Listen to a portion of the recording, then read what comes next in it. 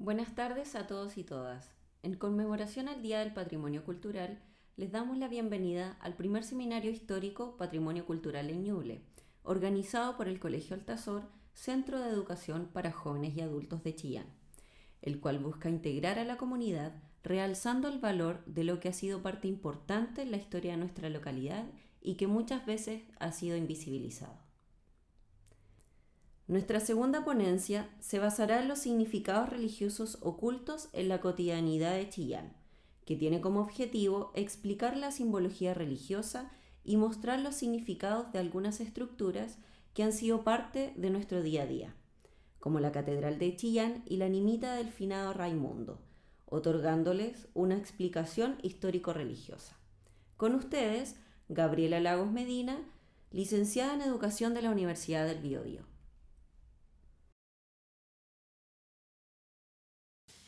Buenas tardes a todos, un gusto saludarlos a toda la comunidad altazorina. Mi nombre es Gabriela Lagos y estoy aquí para presentarles la segunda ponencia de este primer seminario, la cual se titula Significados religiosos ocultos en la cotidianidad. Pues bien, importante para todos, ¿cierto?, es nuestro patrimonio. Yo hoy les hablaré acerca de lo que es el patrimonio inmaterial. El patrimonio inmaterial, comprendámoslo como aquellas ideas, ¿cierto?, que son abstractas, aquellas que son ideas, lo que son las creencias, lo que son los bailes, todo aquello que tenga que ver con la tradición oral es comprendido como lo que sería el patrimonio inmaterial. Bien, entonces de eso se trata mi ponencia en general y de lo que serían los significados en algunas construcciones muy importantes de nuestra ciudad, como lo son la catedral y las animitas, que veremos cada una en diferentes partes. Pues bien, lo que serían la catedral de Chillán, esta nació en base a la idea de que después del terremoto de 1939, esta se derrumba y es necesario construir una nueva. Esta nueva construcción, a cargo del Monseñor Larraín, fue una construcción muy necesaria en la época, pensando en que somos una sociedad tradicional en la cual nos guiamos respecto a las ideas religiosas. Y por eso es muy importante en ese tiempo, ¿cierto?, reconstruir lo que sería la Catedral San Bartolomé de Chillán. Pues bien, esta obra es emprendida por su sobrino, el arquitecto Hernán Larraín, el cual se propone la idea de generar esta nueva catedral acorde a los nuevos tiempos, con nuevos materiales y influida por las nuevas técnicas que vienen desde Europa, las cuales son las del modernismo. Pues bien, esta nueva catedral, este nuevo plano que ha sido encargado, es rupturista. Destruye lo que es las ideas del pasado, lo que son las formas del pasado, y inventa o crea, ¿cierto?, una nueva idea para la modernidad. Pues bien, importante es pensar que esta nueva catedral posee dos partes que son importantes y son las que en general nosotros vemos día a día, que es la cruz monumental y la catedral. Ambas, ¿cierto?, parten desde este nuevo plano que se hace. Bien, la cruz monumental, que está, ¿cierto?, al costado de la catedral, mide 36 metros y primero tuvo una idea muy distinta, ya que la cruz es en realidad un campanario, el cual es creado en base al mismo material que tiene la catedral, pero su función principal era ser un campanario. Y por eso esta cruz, ¿cierto?, tiene en la parte frontal como en la posterior, tiene, ¿cierto?, este espacio, una cruz circunscrita, ¿cierto?, inscrita en la misma, la cual le da luz interior a la misma cruz y genera que en la escalinata que hay por dentro de la misma cruz, las personas, en este caso el sacristán, pueda ir y tocar las campanas que hay en la parte superior de lo que sería esta cruz. Que en este momento las campanas no se ocupan, en este momento hay un sistema de audio electrónico, el cual es controlado para que las campanas, que sería en realidad un sonido producido por este carrillón, se llama este instrumento eléctrico, toquen las campanas, ¿cierto?, que generan este sonido que nosotros vamos escuchando al marcar las horas. Pues bien, hablemos de la catedral. La catedral, ¿cierto? Es como nuestro más grande hito patrimonial, ¿cierto? Todos los días la vemos. Y pensando en el espacio, ¿cierto? Quiero que ustedes puedan visualizarlo y pensar en cómo vemos la catedral. Si se dan cuenta, la catedral está dividida, o mejor dicho, separada varios metros de lo que sería la Plaza de Armas. ¿Y por qué? Todo en la catedral tiene un significado oculto, claramente, por eso la ponencia. Y la catedral tiene este espacio, ¿cierto?, para dividir lo que sería el mundo, la civilización mundana, por decirlo de alguna manera, lo civil, que sería la Plaza de Armas, del mundo celestial, que es la misma catedral. Entonces, por eso tiene este plano que prepara al creyente, ¿cierto?, para dejar sus problemas, tiene todo lo que tiene que ver con lo mundano atrás y prepare su alma para recibir a Dios. Por eso este plano, esta escalinata, ¿cierto?, que preparan al creyente, que es uno de los primeros significados. Pues bien, la catedral en sí, como les decía, tiene un diseño muy rupturista, ya que está compuesta por 11 arcos, ¿cierto?, que van haciendo esta forma. Y obviamente estos arcos, que son concebidos, ¿cierto?, como una nueva estructura, se conciben también en un material nuevo, que es el hormigón armado, que es un material antisísmico, es decir, que resiste los terremotos. Por eso a la catedral no le pasó casi nada después del terremoto de 2010, porque es un material antisísmico nuevo. Y por eso no se destruye tan fácil como el adobe o el concreto en general. Y eso es otro de los datos curiosos.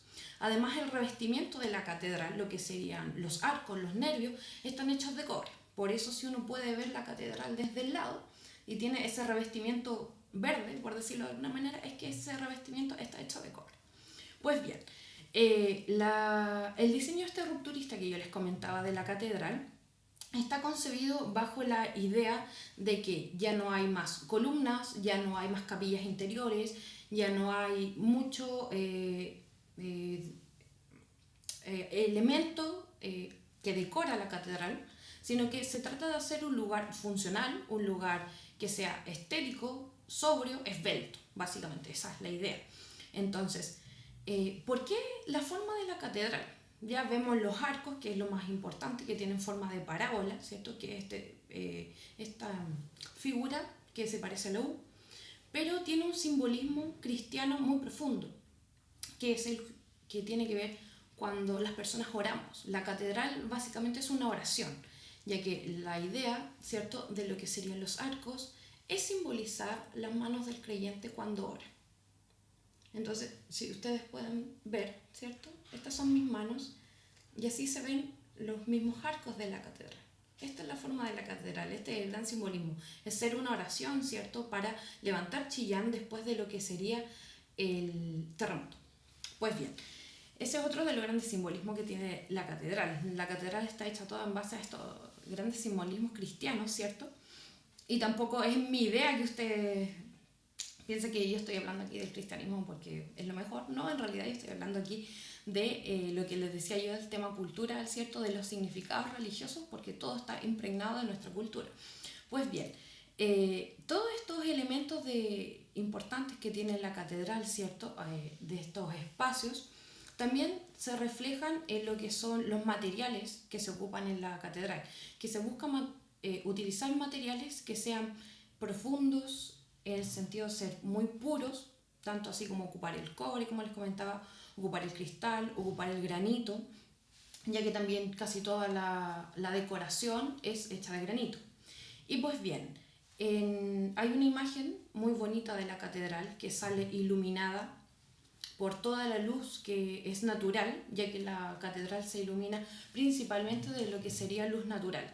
La forma de los arcos que tiene la catedral genera que en la estructura principal se puedan poner ventanas que desde lo que sería la parte superior puede iluminar toda la catedral y genera, ¿cierto?, este ambiente tan especial, tan sobrecogedor sobre lo que sería la misma catedral. Y eso, ¿cierto?, es la idea, ¿cierto?, de ser más funcional, de poder prácticamente iluminar toda la catedral en base solo a lo que sería luz natural, y por eso esta catedral es tan bonita en el sentido de que es tan sobria, porque, ¿cierto?, maneja todo lo que son estas ideas tan modernas, ¿cierto?, tan bonitas de lo que sería romper, ¿cierto?, con la tradición y crear algo nuevo, algo que trascienda generaciones. Esa es como la idea.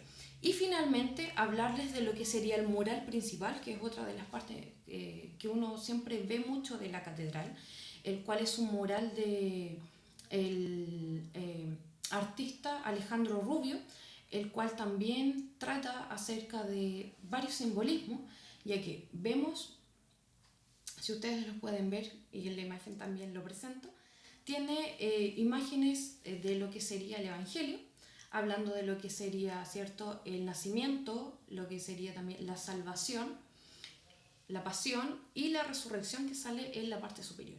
Y si ustedes pueden ver el mural, se presentan también los dualismos de la religión, el bien y el mal, y estos están representados tanto en el sol, que hay al lado de la salvación, y en la luna, en la oscuridad, ¿cierto?, que se presenta en el lado donde está la imagen, ¿cierto?, de lo que sería la pasión de Cristo, lo cual también es parte, ¿cierto?, de estos simbolismos que les estaba presentando en la primera parte de lo que sería la ponencia acerca de todos estos simbolismos de la catedral.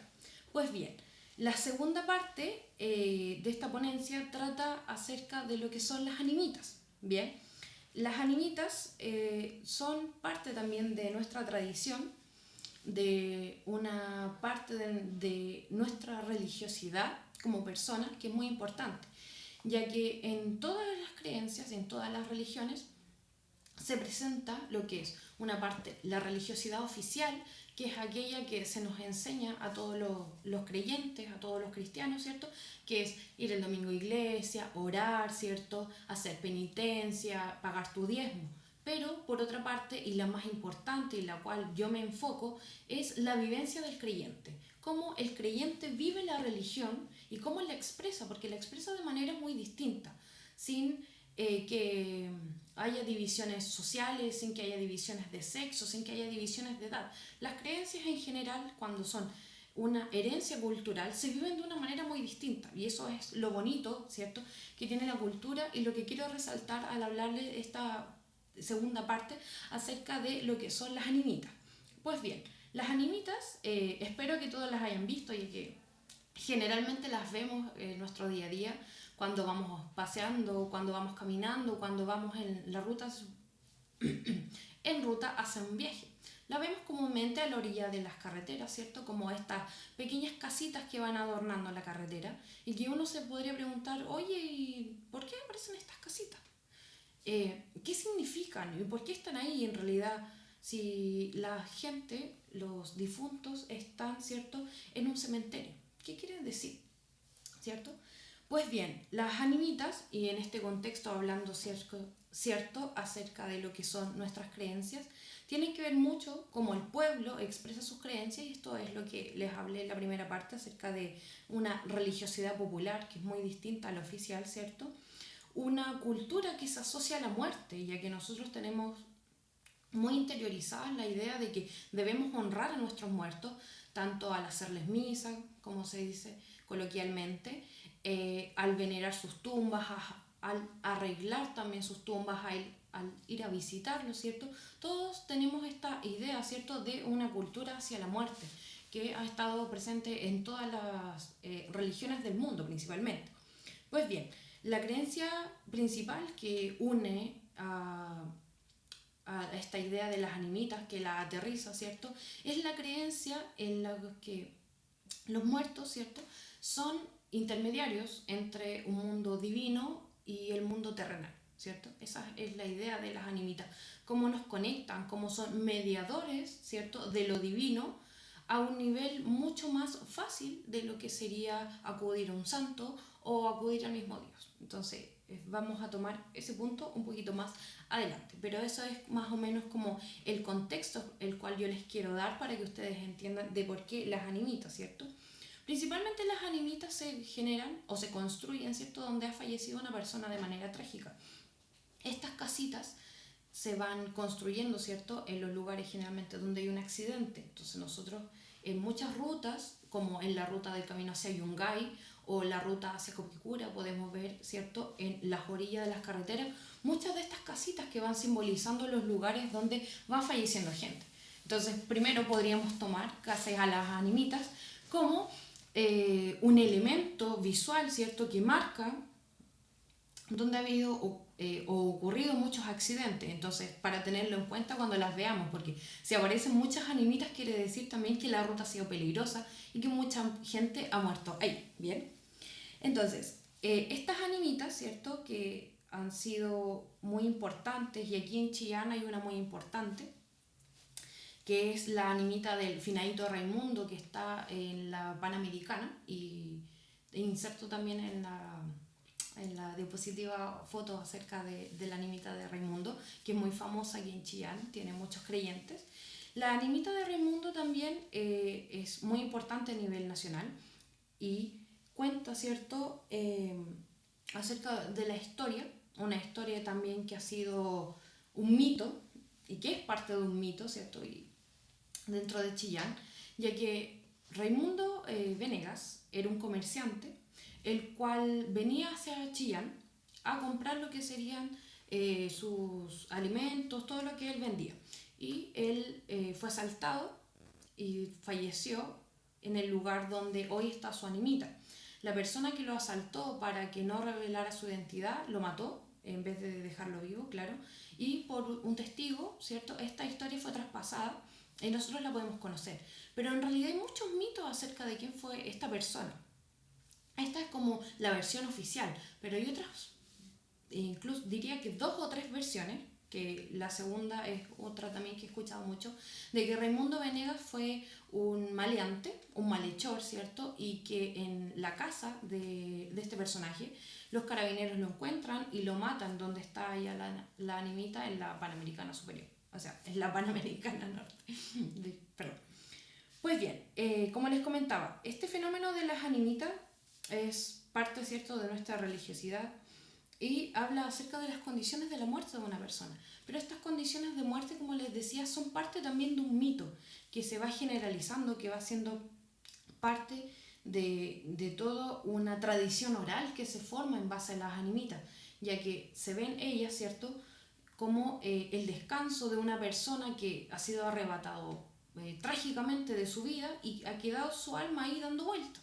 Entonces por eso se construyen las animitas. Pero como no hay una versión real de todas las animitas, ya como hay otras animitas muy espectaculares también, como la otra de las fotos también que inserto de la animita de la Niña Bella, que tiene un cerro de peluches de todos sus creyentes, o la animita de Romualdo en Estación Central en Santiago, que es otra también de las animitas más clásicas, habla, ¿cierto?, acerca de este relato local, de un relato que ha sido mitologizado, que ha sido, ¿cierto?, engrandecido por todos sus creyentes, y que al final genera que esta persona tenga o se le haya dado, conferido, ¿cierto?, poderes en los cuales toda la gente cree, aunque no haya conocido a la persona, aunque no haya conocido realmente quién fue.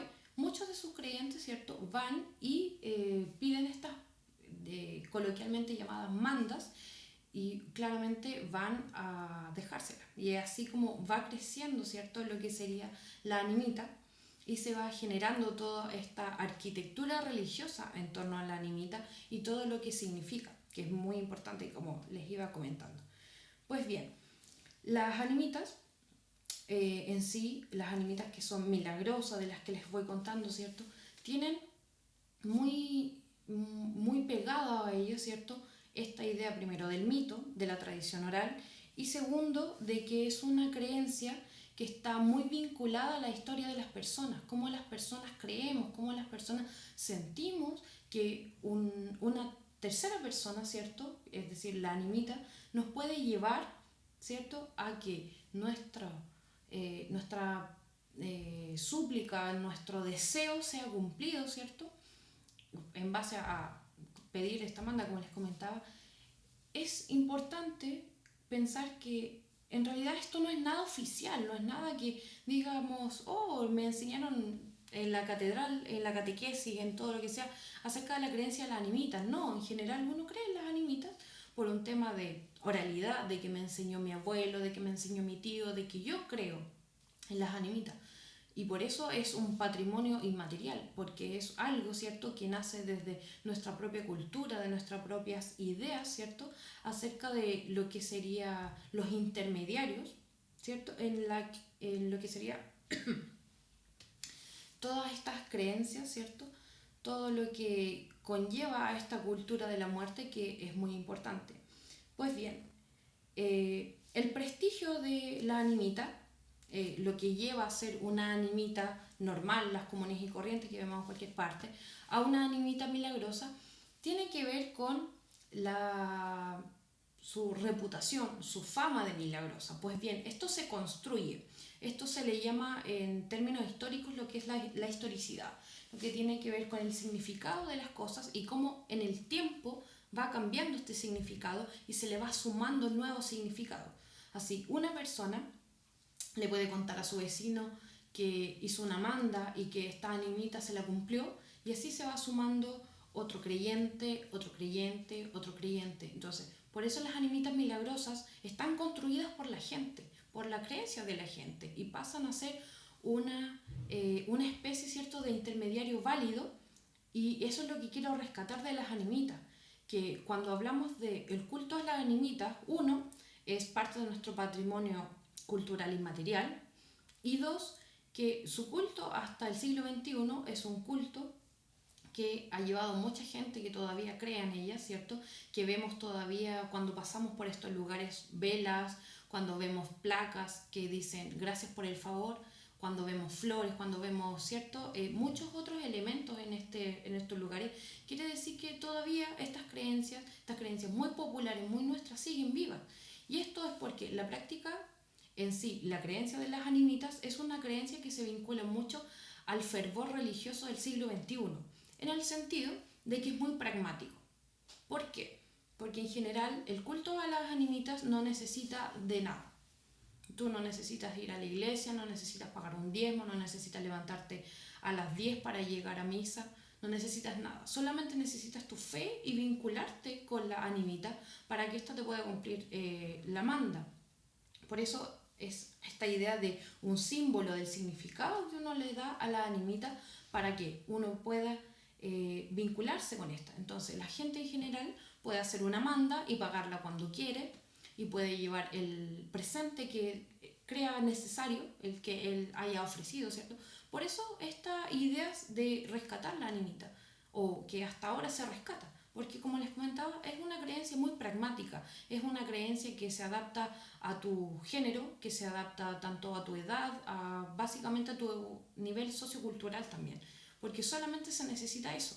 Y básicamente vemos en esta expresión, ¿cierto?, una parte de nuestra herencia, una parte de una herencia colonial, ¿cierto?, que viene de esta mezcla cultural de entre lo que sería nuestra herencia española con nuestra propia parte de nuestra cultura propia, que genera toda esta herencia mestiza y que hasta el día de hoy vemos. Por eso es tan importante, y yo el día de hoy he querido comentarles acerca de las animitas, porque muchas personas la ven y en general no pasan al lado de ellas simplemente sin pensar que hay más allá.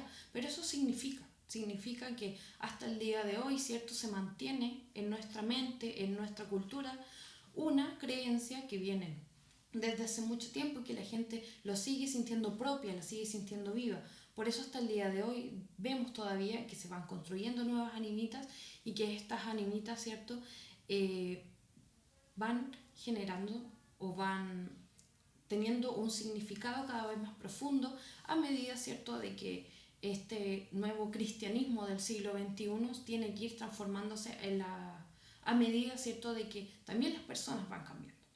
Pues bien, este es el final de mi ponencia acerca de los significados ocultos de la religiosidad, que está inserta, ¿cierto?, en nuestra cotidianidad, ya que son elementos que están en cualquier parte. Están las animitas en las avenidas, están en las calles, y también acerca de la religiosidad de esta hermosa catedral también, que tiene estos significados ocultos que he querido revelarles. Les mando un abrazo, les agradezco su comprensión, su tiempo, y espero que sigan disfrutando de estas ponencias, y nos veremos en otra ocasión. Hasta luego.